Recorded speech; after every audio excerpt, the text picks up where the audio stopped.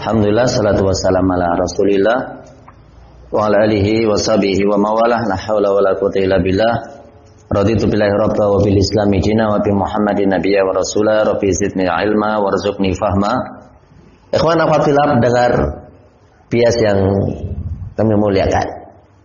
Nah, kuhan maka disebutkan di dalam hadis Rasulullah SAW menyebutkan man ada kahinan, barang siapa yang datang ke seorang dukun, fasaddaqahu bima yaqul, kemudian dia membenarkan apa yang dikatakan oleh dukun tersebut, faqad kafara bima unzila ala Muhammadin sallallahu alaihi wasallam, sungguh dia telah kufur terhadap apa yang Allah turunkan kepada Nabi Muhammad sallallahu alaihi wasallam. Dan barang siapa yang datang ke dukun, ngetes kebenaran dukun ini benar ataukah tidak, ucapannya benar ataukah tidak, aku pengen nyoba kebenaran ataukah kedustaan. Jika orang yang datang ke dukun kemudian hanya coba-coba, hanya ngetes, maka dia tidak diterima sholatnya selama 40 hari.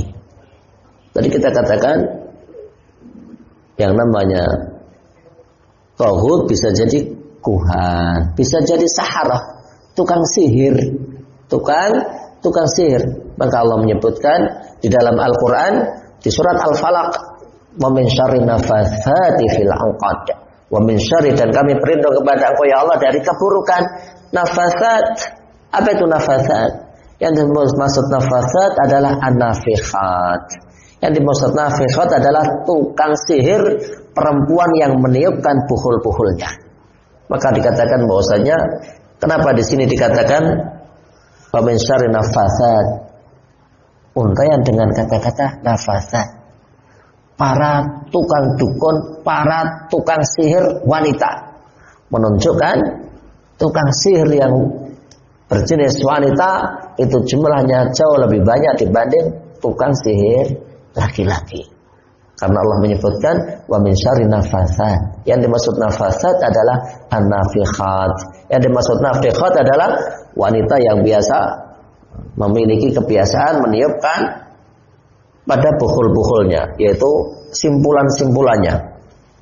Sahabat biasa yang kami muliakan, Allah Subhanahu wa taala menyebutkan di dalam Al-Qur'an, wa qada rabbuka alla ta'budu illa iyyahu wa bil walidaini ihsana. Wa qada rabbuk.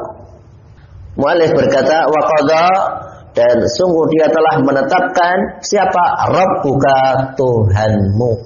Wa qada rabbuka, dan Tuhanmu telah menetapkan. Maka begitu seseorang itu berbicara qada, menetapkan, maka qada itu bisa sifatnya syar'i, qada itu sifatnya bisa kauni. Qada syar'i, suatu ketetapan yang bisa jadi terjadi, bisa jadi tidak terjadi. Akan tetapi apa yang ditetapkan tersebut adalah sesuatu yang dicintai oleh Allah Subhanahu wa taala. Contoh, wa qada rabbuka alla ta'budu illa iyyah, maka dikatakan qada di sini memiliki arti syar'a. Syar'a memiliki arti wasa, Tuhanmu telah mewasiatkan. Tuhanmu telah mewasiatkan. Tuhanmu telah mewasiatkan alla ta'budu, hendaknya kalian tidak menyembah illa iyyah, kecuali Dia, Allah Subhanahu wa taala. Qada syar'i, Allah mencintainya, salat, Allah mencintai, ketetapan. Seseorang mengeluarkan zakat, ketetapan. Seseorang baca Al-Quran, ketetapan, dan Allah cinta dengannya. Yang kedua, bisa jadi qada itu kauni, bisa jadi qada itu adalah kauni, dan qada kauni ini mesti terjadi, mesti terjadi. Bisa jadi Allah cinta, bisa jadi Allah tidak suka, bisa jadi Allah menyukainya, bisa jadi Allah tidak menyukainya, dan itu mesti terjadi. Contoh, kufurnya Fir'aun. Kufurnya Fir'aun itu qada kauni. Allah Subhanahu wa taala menetapkan. Fir'aun diciptakan. Fir'aun ditetapkan. Dan Fir'aun menjadi fitnah untuk umat di zamannya dan umat-umat sesudahnya. Ikhwan akhwat fillah rahimakumullah. Qadha kauni sifatnya kerusakan. Dan Allah Subhanahu wa taala tidak suka. Tapi Allah menetapkan masih terjadi. Kufurnya iblis. Kufurnya iblis masih terjadi dan telah ditetapkan oleh Allah Subhanahu wa taala. Sekalipun Allah tidak suka, tapi Allah menciptakannya. Allah menciptakannya sebagai ujian, sebagai bentuk ujian. Karena sesungguhnya Allah menyebutkan alladzi khalaqal mauta wal hayata. Dialah Allah Subhanahu wa taala zat yang telah menciptakan kematian, zat yang telah menciptakan kehidupan. Liyabluwakum, untuk menguji kalian. Liyabluwakum, liyakhtabirakum, untuk menguji kalian. Ayyukum ahsanu amala, siapakah di antara kalian yang baik amalnya. Di ayat lain dikatakan dhaharul fasadu fil barri wal bahri bima kasabat aydin nas. Dhahara, sungguh telah nampak, al fasadu, kerusakan. Di manakah kerusakan tersebut? Allah menyebutkan fil barri wal bahri, di daratan ataukah di lautan. Apakah penyebabnya? Bima kasabat aydin nas. Penyebab kerusakan di muka bumi ini tiada lain kecuali campur tangannya ulah manusia. Bagaimanakah Allah sebutkan liyudhiqahum, agar mereka merasakan ba'dal ladzi amilu, sebagian apa yang mereka telah kerjakan, la'allahum yarji'un, semoga dengannya mereka kembali kepada jalan Allah.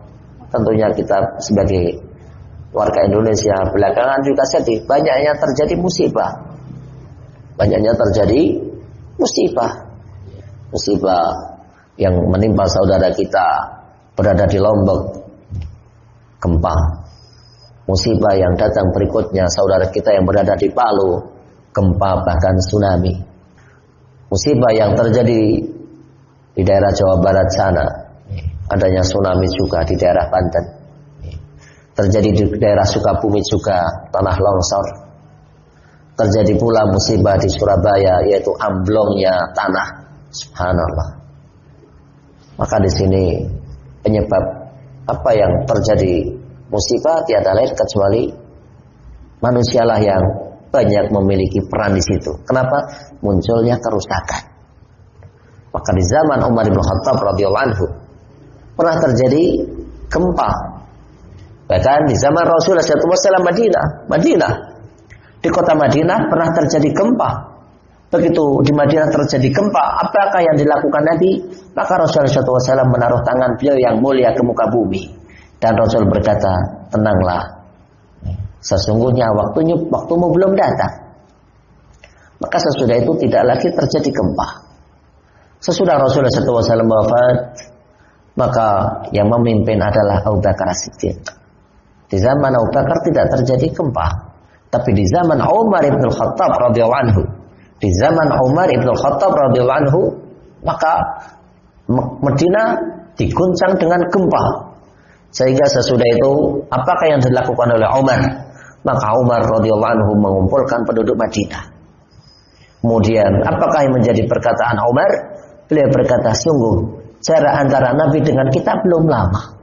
Dalam artian Umar ingat akan sabda Nabi, di mana Rasul bersabda, waktumu belum tiba, waktunya belum saatnya. Di zaman Umar terjadi gempa, sehingga Umar berkata, sungguh belum lama terjadi gempa antara Nabi dengan kita. Belum lama, waktu kita belum lama.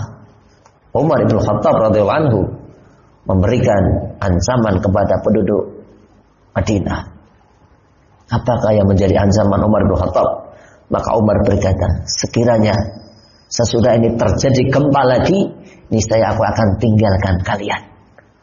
Umar ibn Khattab adalah orang yang terbaik waktu itu. Sungguh penduduk Madinah khawatir jika ditinggal oleh orang yang terbaik. Maka sesudah itu kaum muslimin tenang dan tidak terjadi maksiat. Kenapa? Karena Umar ibn Khattab mengancam jika terjadi gempa Umar akan meninggalkan Madinah. Karena sesungguhnya musibah itu tidak datang kecuali banyaknya maksiat. Demikian kajian kita di kesempatan kali ini. Ada hal yang kurang berkenan, mohon maaf yang sebesar-besarnya. Terima kasih kami ucapkan kepada pendengar sahabat bias, semoga lain waktu kita bisa bersua kembali. Naktafi bihadzal qadar, subhanakallahumma bihamdika, asyhadu an la ilaha illa anta, astaghfiruka wa atubu ilaik. Assalamualaikum warahmatullahi